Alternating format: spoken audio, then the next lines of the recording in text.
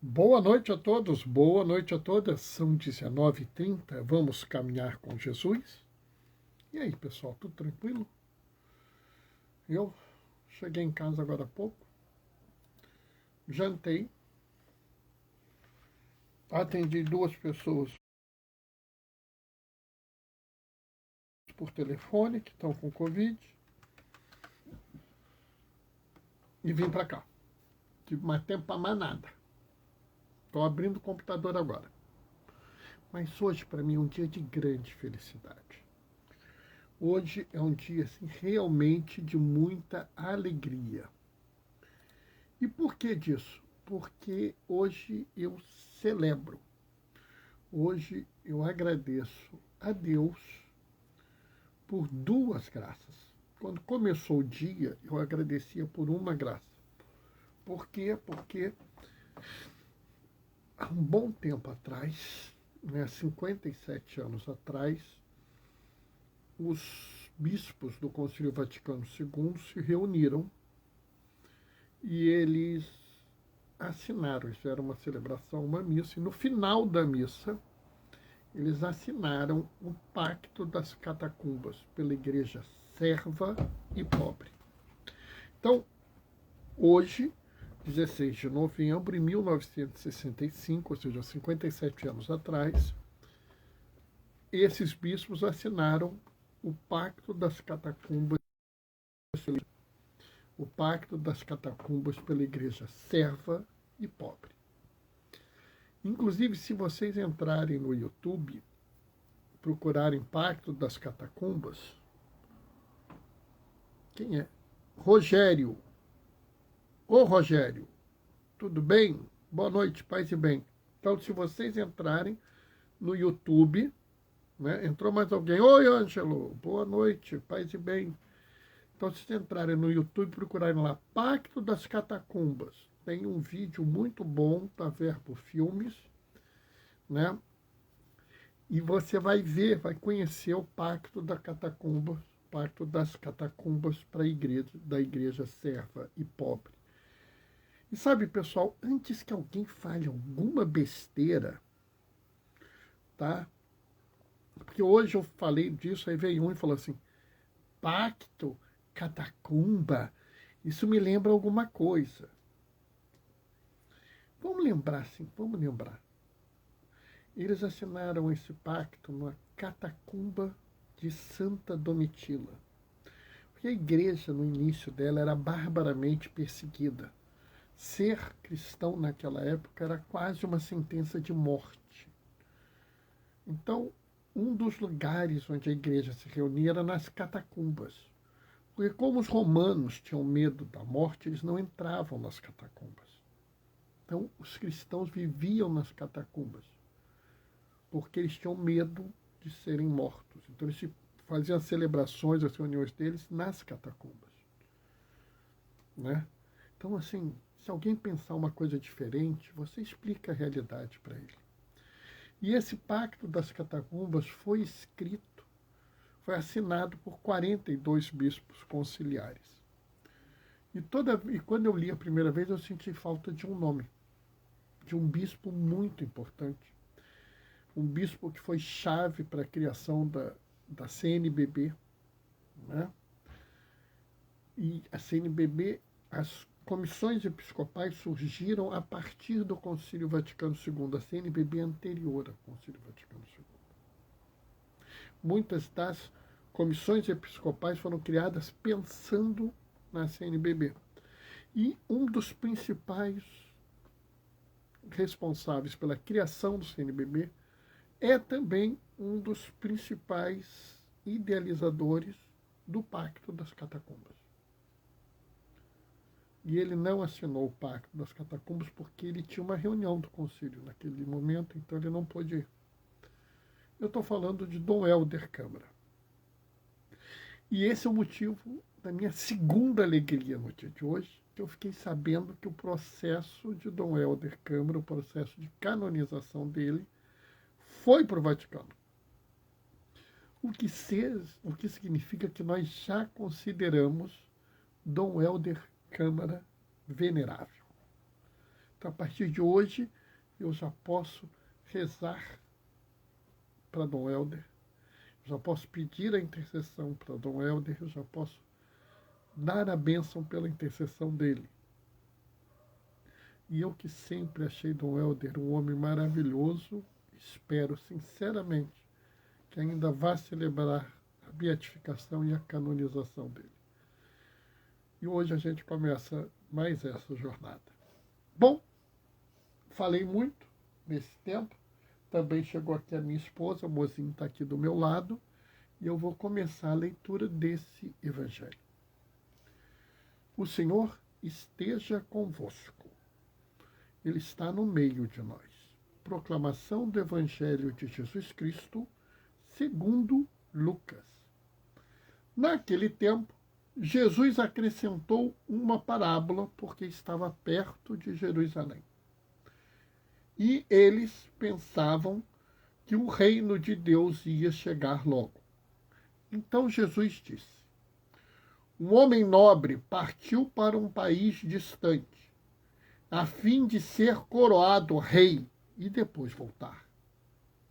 Chamou então 10 dos seus empregados e entregou 100 moedas de prata. Procurai negociar até que eu volte. Seus concidadãos, porém, o odiavam e enviaram uma embaixada atrás dele, dizendo: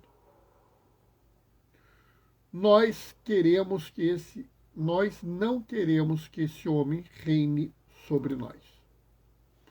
Mas o homem foi coroado e voltou. Mandou chamar os empregados, aos quais havia dado o dinheiro, a fim de saber quanto cada um havia lucrado. O primeiro chegou e disse: Senhor, as 100 moedas renderam 10 vezes mais. O homem disse: muito bom, servo bom. Muito bem, servo bom. Como fostes fiel nas coisas pequenas, recebe o governo de 10 cidades. O segundo chegou e disse: Senhor, as 100 moedas renderam 5 vezes mais.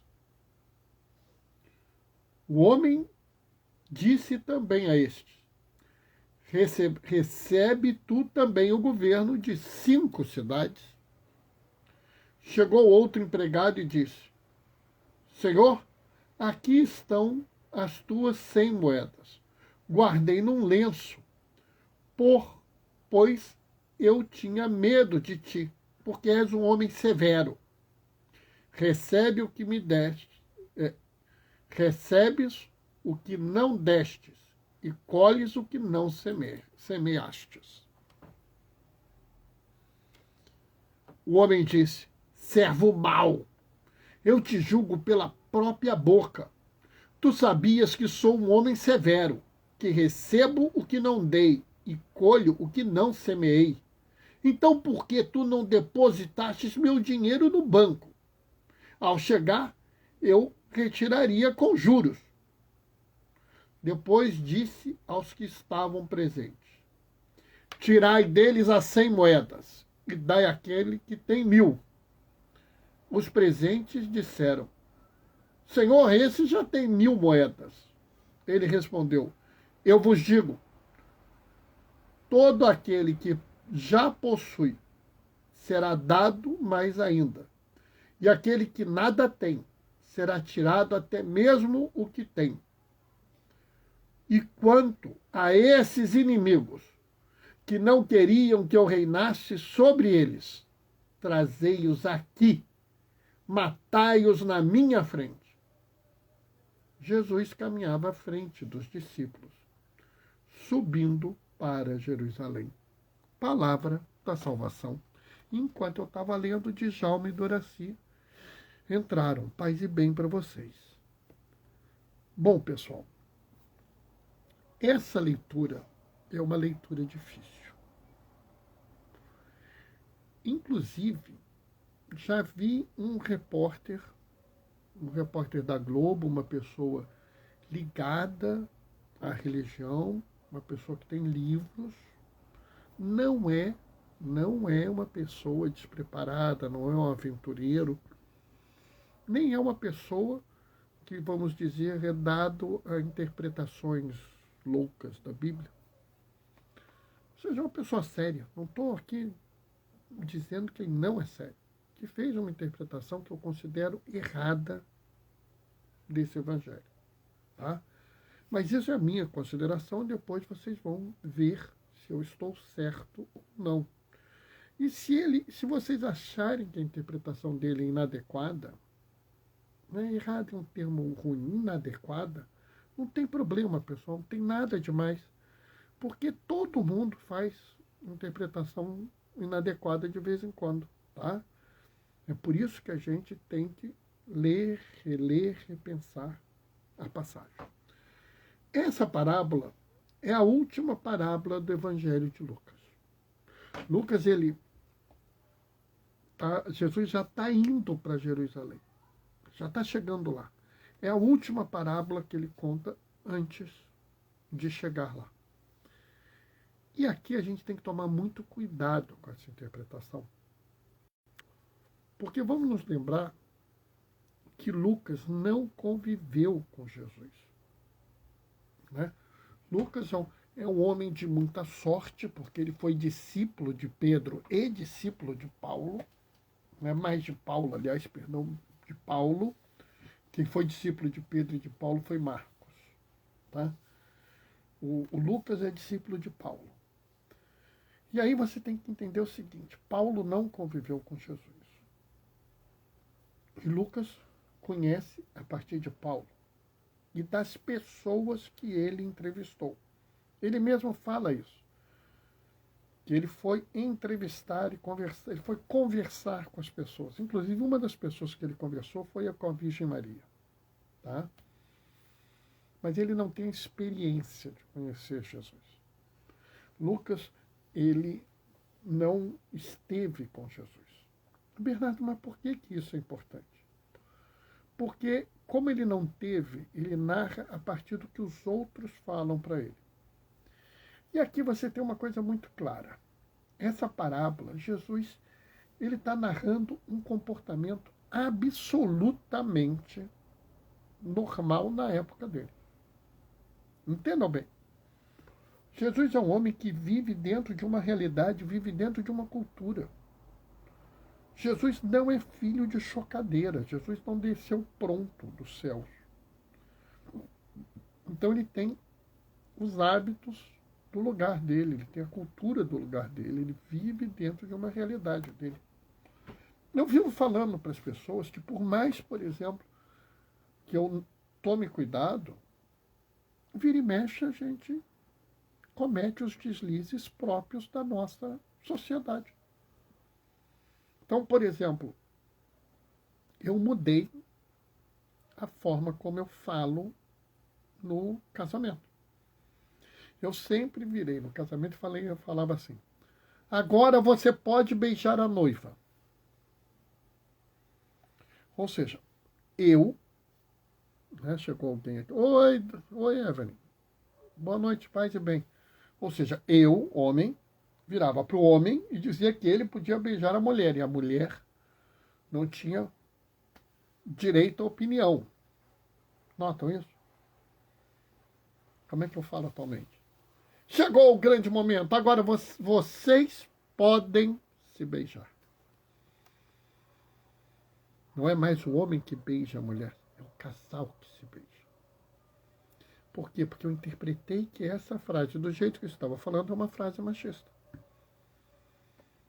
Ah, Bernardo, você não é machista, mas a frase é. Porque eu estou numa cultura machista. E na cultura de Jesus, era extremamente comum, por exemplo, que um homem rico fosse coroado rei.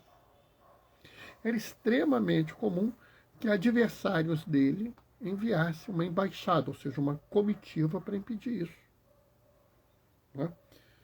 Inclusive, haveria até a possibilidade que, se a comitiva encontrasse ele, entrasse na porrada, tentasse matar ele. Era parte da cultura deles. E dentro dessa cultura funciona um sistema de comércio. Então, o que ele está narrando é um fato absolutamente comum na cultura dele. O fulano é rico, vai sair, vai ser rei. Ele dá um dinheiro esperando um retorno. Esperando um retorno. E esse homem é um opressor. Como é que eu sei que ele é um opressor?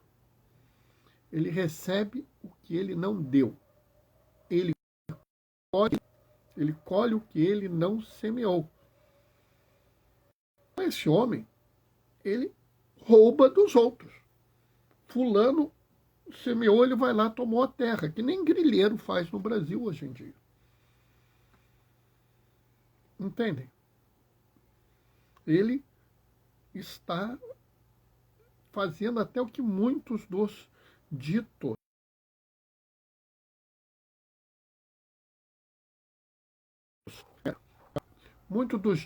empresários, né, põe aspas aí, ó, empresários, né, homens do campo de grande sucesso, fazem. Né? Não é que todos sejam bandidos, claro que não, há muita gente honesta, mas há também bandido. Né? Padre Josimo, que algum dia eu rezo para que seja santo também, me falou isso, me falou de gente que ia lá e roubava a terra do outro. O cara tinha não sei quantos mil hectares e roubava lá meio hectare do outro e pronto. E se o outro reclamasse, ainda tomava tiro. Então, esse é o sujeito que a gente está discutindo. E esse homem virou para 10 pessoas e falou, vocês tratem de me dar, eu vou deixar esse dinheiro, vocês tratem de me dar de novo. E aqueles que não deram lucro para ele, ele ficou irritado. Mais ou menos como muitos patrões hoje, e como até alguns governantes. Se a pessoa não der retorno, ela não vale nada. E essa mesma pessoa, ela quer matar os inimigos dela. Como muitos homens e mulheres hoje falam que vão matar não sei quem, vão atirar em não sei qual, né? Bernardo, mas esse senhor é Deus, não é? Onde é que está escrito isso? Onde é que está dito isso aqui? Esse é que foi o erro do repórter. O repórter falou assim, uma vez Jesus disse que iria degolar todos os seus inimigos, porque ele estava falando do finalzinho aqui, né? Quanto a esses inimigos que não queriam que eu reine sobre eles, trazei-os aqui e matai-os na minha frente. E muita gente interpreta isso como sendo Deus, como esse patrão sendo Deus. Mas esse aqui é o problema, é porque você está interpretando isso e você não está fazendo o contexto histórico. Vai, Bernardo? Mas então, qual é a outra interpretação? Como é que eu posso ver isso de um jeito diferente? E se você vai me ensinar de um jeito diferente, em que você baseia o seu ensinamento? Perfeito. Totalmente justa a sua pergunta, se você pensou nisso, e acho que é muito bom. Adoraria, inclusive, que um de vocês tivesse feito ela para mim. Se você olhar aqui no início, naquele tempo, Jesus acrescentou uma parábola, porque estava perto de Jerusalém e eles pensavam que o reino de Deus ia chegar logo. Ou seja, Jesus estava perto de Jerusalém e os seus discípulos pensavam que o reino de Deus ia chegar logo.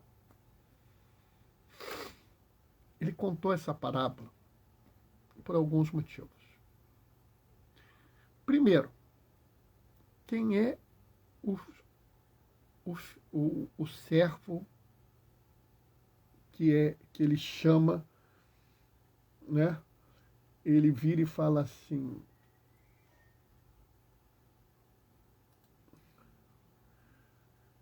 servo mau. Quem é o servo mau? Bernardo, o servo mau é o que não deu retorno para ele. Não, não é. Ele mesmo fala, eu tenho medo do Senhor. Por isso, eu escondi tudo. O servo mau é aquele que deixa-se dominar pelo medo. É aquele que, frente à possibilidade do fracasso, entre a possibilidade da rejeição, entre a possibilidade da intolerância, ele se retrai, ele tem medo. E pelo medo, ele não age. Quem são os servos bons e fiéis? Aqueles que, mesmo com medo, mesmo com incerteza, mesmo com dúvida, agem. Essa é a primeira coisa. A segunda é que esses fiéis pensavam, esses discípulos pensavam que o reino de Deus ia chegar perto. E não estava perto. Como esses homens não sabiam quando o Senhor voltaria, mas continuaram agindo assim mesmo. Quando eles ouviram a parábola, provavelmente eles entenderam da primeira forma, da forma que habitualmente as pessoas interpretam. Quando eles viram Jesus crucificado e morto, eles olharam e começaram a pensar diferente.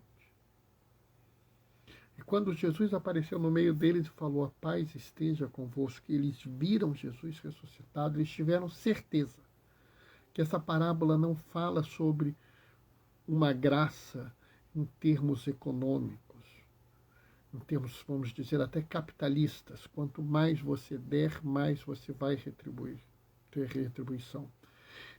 Essa parábola fala sobre uma verdade, a verdade da desigualdade. A verdade daqueles que têm mais sempre querem mais e buscarão ter mais e terão mais. E aqueles que têm menos acabam tendo cada vez menos. Por quê? Porque o mundo é governado por esses homens aí, que são maus e perversos, que recolhem do que não deram e colhem do que não semearam. Quanto a nós seguimos com Jesus. Nós vamos fazer diferente. Primeiro, não vamos deixar ser dominados pelo medo. Podemos até sentir medo, sentiremos medo. O medo estará presente em nossas vidas, mas ele não pode nos dominar. Bernardo, como é que eu vou fazer isso? Cara, cada um tem seu jeito. Oração pode ajudar, comunhão pode ajudar, vida em comunidade ajuda, né? Ter pessoas ao seu lado que te ajudam, que pegam no pesado com você, que dividem as angústias e tristezas, ajuda muito. E a segunda coisa, a gente não sabe quando vai ser a volta de Cristo, mas a gente vai trabalhar até lá. E a gente não vai trabalhar para a gente ter um retorno, porque nós já temos o nosso retorno, que é a vida eterna. Nós vamos trabalhar para evitar que os pobres fiquem cada vez mais pobres e os ricos fiquem cada vez mais ricos. Que as únicas pessoas que recebam o que não colheram, os que não recebam o que não deram, e colham o que não semearam, sejam as pessoas frágeis, vulneráveis que precisam disso. Essa é uma interpretação que talvez você nunca tenha ouvido, mas eu acho que essa é a melhor interpretação da parábola que nós acabamos de ler. Amém? Bom, essa foi a reflexão de hoje. Hoje é um dia tão especial, porque nós celebramos o aniversário do Pacto das Catacumbas, né? O Pacto das Catacumbas pela igreja serva, olha aí, serva, e pobre. Pobre. Está vendo? É impressionante como o evangelho se junta ao nosso pensar, ao nosso viver. Rogério, sim. Nossa! Opa, que bom. Não esperava essa interpretação, não, Rogério? Que bom. É bom que você veja uma interpretação diferente, tá? É sempre assim. Eu sempre tento buscar uma coisa mais voltada para o dia de hoje. não necessariamente diferente do que os outros falam, mas muito enraizada no que Jesus falou, do que ele nos ensinou. Djalma e Doraci estão mandando amém com mãozinha de oração. Rogério, sim, me veio com luz, como luz. Que bom, Rogério, que bom. Ganhei a semana. Saiba que a melhor coisa para mim é quando eu faço uma fala e alguém me diz assim que me tocou, me mexeu, me balançou. A melhor coisa que tem. E como eu estava falando, o pacto das catacumbas da igreja serve pobre foi escrito principalmente, o maior idealizador, a pessoa que mais organizou a escrita, foi Dom Helder Câmara, que eu fiquei sabendo hoje já é venerável, ele tem o processo dele foi ao Vaticano. É um momento para mim, e acho que para muitos brasileiros, um momento muito interessante. Né? Vou ver se eu começo a divulgar algumas coisas de Dom Helder para que vocês conheçam. É uma pessoa muito maravilhosa. Vocês vão gostar muito. E com esse processo de Dom Helder andando, eu tenho cada vez mais fé que daqui a algum tempo, talvez 2, 3 anos, eu digo a vocês que o processo de Josimo foi para o Vaticano. Vocês talvez nunca tenham ouvido falar do Padre Josimo, mas o meu encontro com ele, que durou 3 horas, uma palestra feita por um grupo de alunos, me marcou profundamente. Na festa dele, no dia do martírio dele, eu vou falar com vocês sobre isso. Ângelo está mandando amém, que bom. Bem, pessoal, eu vou terminar, porque está na hora. A gente está entrando muito próximo de Cristo Rei, né? E a minha paróquia é Cristo Redentor. A gente celebra Cristo Rei. Eu não sei como é que vai ficar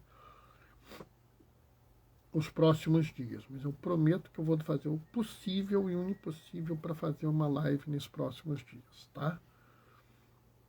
Porque a gente começa o tríduo amanhã. Quinta, sexta e sábado tem um tríduo, mas eu vou dar um jeito, tá?